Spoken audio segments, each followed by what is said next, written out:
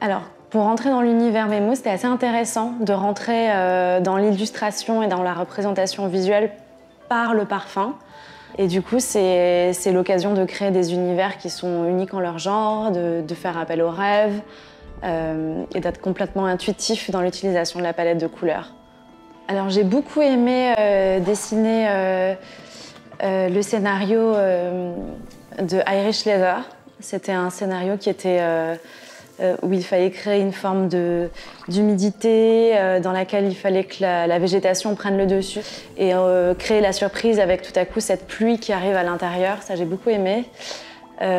Ensuite, j'ai beaucoup aimé créer aussi le wagon de African Leather qui était assez complexe puisqu'il fallait inventer une machine sortie des rêves et qui était capable de créer une essence à partir d'éléments complètement incongrus, mais toujours reliés à l'Afrique.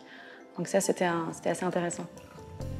Alors c'est vrai que la palette de couleurs a beaucoup voyagé avec le film Memo, parce qu'il y a des essences qui évoquent des palettes de couleurs plutôt pastel, comme par exemple Inlay, où on imagine le soleil se lever à l'aube et des couleurs complètement très très douces.